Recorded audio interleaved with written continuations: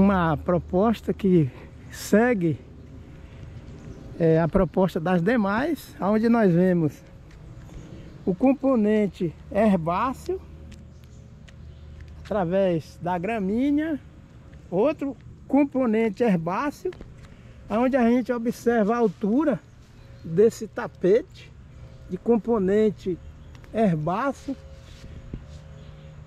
E aí o outro extrato é um componente arbustivo de porte baixo, outro componente arbustivo de porte mais alto lá por trás, e o componente arbóreo que está encimando toda esses extratos de componente herbáceo arbustivo. E nós percebemos aqui a casa, naquele espaço, ela está entremeada com a predominância de mais sombra do que luz do sol, às 4h17 da tarde. Graças a Deus nós estamos em pleno verão. E esta árvore tão frondosa, não é isso? Com um raio bem grande de circunferência de raio e circunferência de tronco. Nós estamos vendo aqui. E ela está na parte alta do terreno, mas isso aqui é conhecimento ecológico. Eles plantaram essa espécie herbácea para garantir a amarração do solo na rampa e evitar a erosão laminar. Então os acessos às casas na zona urbana e na zona rural deve ser redimensionada, onde o solo, muitas vezes os agricultores, infelizmente, jogam herbicida nessas rampas, deixam o solo desnudo, e aí a gente observa que lá no fundo já tem mais árvores. E olha a altura dessa árvore. Olha a altura dessa árvore.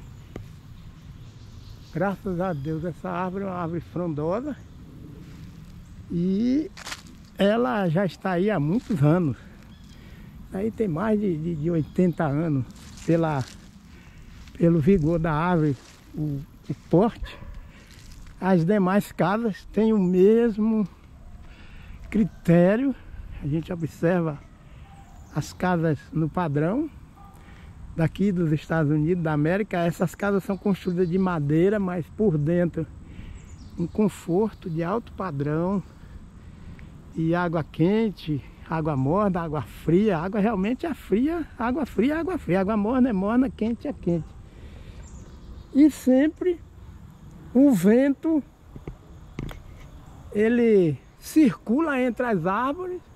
Cada folha, cada galho das árvores, eles trabalham como ventiladores, redistribuindo a corrente de vento e água. A umidade relativa do ar aqui é excelente.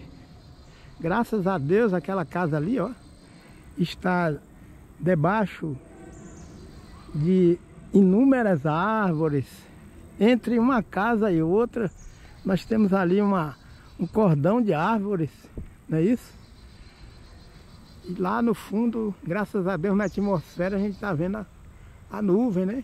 As nuvens que é resultado da evapotranspiração garantida pelas árvores. E aí, essa vivência aqui é em loco, na zona urbana, a gente vem confrontar e não aceitar a proposta de plantar cacaueiros a pleno sol, porque a garantia do suprimento de água, do ciclo da água no meio ambiente, aonde existe cacaueiro cultivado comercialmente, esse suprimento de água é garantido por essa harmonia de vegetação arbórea que vem a garantir o reingresso das águas da chuva no meio ambiente através da evapotranspiração evita a perda de água do solo, desse solo que são cultivados com cacaueiro, evita o aparecimento de pragas, enfermidades em função do excesso de sol que existe, que incide sobre os cacaueiros. E eu estou aqui na frente dessa árvore e o sol está coberto lá pela galha daquela árvore, pelos galhos. Quem é que não gosta de sombra? E aí, cacaueiro não fala, mas fala. Cacaueiro fala através da erosão da genética provocada pela falta de sombreamento moderado em áreas de cultivo de cacaueiro. E as enchentes que aconteceram em Gandu, aonde houve um prejuízo de 5 milhões de reais por conta da destruição de sacas de cacau armazenada por conta da enchente, ainda que exista alguns sinais de preservação ambiental, mas ainda é incipiente. Porque aquele lago ali em Gandu não vem a ser sinal de que realmente o meio ambiente está preservado, porque é conjugado. O meio ambiente rural precisa ter a garantia de uma assistência técnica e extensão rural intensiva e resiliente quanto ao trato da educação ambiental na zona rural, no mundo da agricultura familiar. Então olha aqui, ó, que bênção. Essa casa parece até casa de sonho, né? Casa de sonho. Ela está com uma paisagem garantida pela presença antrópica, que é consciente, tem visão e vive os preceitos das leis ambientais aqui, né? Do estado, da Geórgia. E a vegetação herbácea, arbustiva e arbórea, a integridade de todo o patrimônio ecológico. Isso aqui é a poupança ecológica que nós vemos, todo verde que tem, existe aqui é poupança ecológica. E tanto a zona rural como a zona urbana, elas se complementam com essa sincronia de visão, de ocupação do território urbano de forma sustentável. Isso chama-se ordenamento territorial ecológico urbano. Existe no Brasil alguns textos, livros e a vivência desse ordenamento territorial, mas ordenamento territorial para muita gente, eles têm como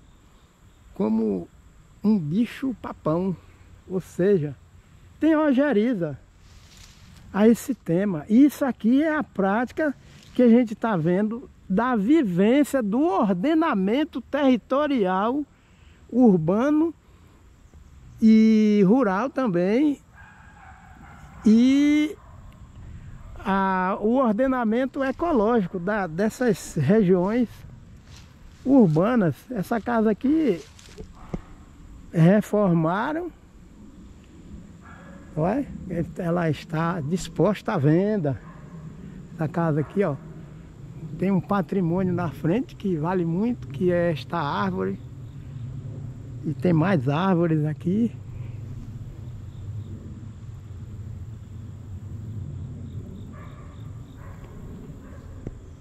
E está à venda, estamos vendo aí. Para a venda.